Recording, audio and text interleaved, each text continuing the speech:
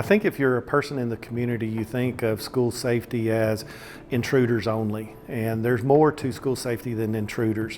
When you talk about the halos, it's about student safety. It's their health involved. It's not whether they're bringing a vape. I mean, you know, everybody has a right to choose if they want to smoke or if they want to vape or whatever, but in our schools, we got to care for the whole student.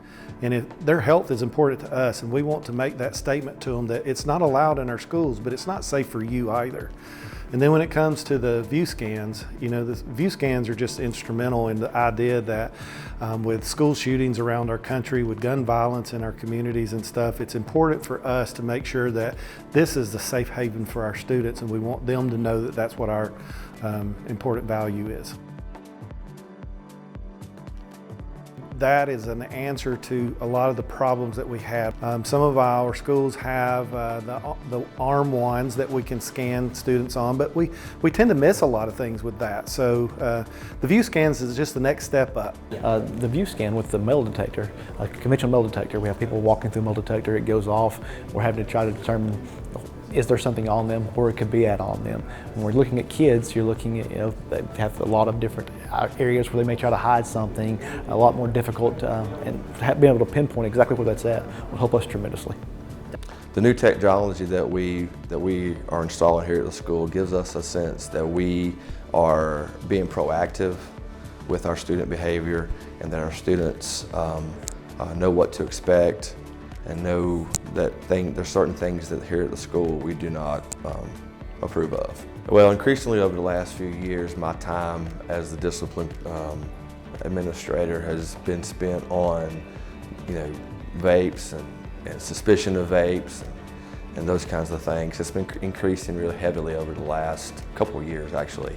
I think this is going to help expedite some of those issues, and maybe the hope is, and the exciting part is that I hope it's going to deter a lot of the behavior that we're seeing, and as far as students bringing vapes and understanding that they can't hide the vape from us, and that they would just not bring them. And I'm hoping that's what, you know, this proactive approach is going to do for us. Well, vaping in general is easy to hide. When you're talking about a vape, it's not talking the same way as smoking a cigarette where the smoke's going up in the air. A lot of these vapor pens shoot no smoke up at all, and you don't know anything. Plus they have a lot of deodorants that they can put in it to hide the smell of it and stuff. So it's hard for us as administrators in the school to even identify vaping. But the good thing about the halo sensors is it identifies the chemical. And it's the chemical itself that sets the alarm off. So I think that what the kids are actually going to be is they're going to be surprised that they're getting caught. I mean, I know they say we're going to tell everybody that there's vape sensors in the restrooms, but I don't think they understand what it's doing. Yeah, SWC has played a valuable part of this for us, and I think it really comes back to customer service. I've got a phone number that I can call, and I either get an answer or I get a call back almost immediately.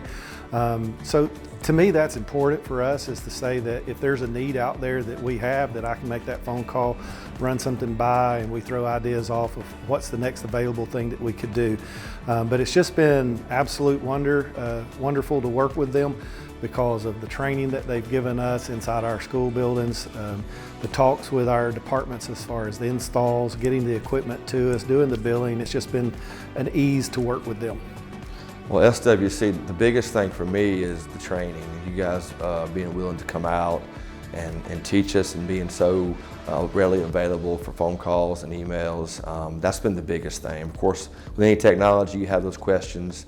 And SWC's done a great job of being willing to come out and train and do demos for us and those kinds of things. It's been real helpful for the implementation of all of this technology.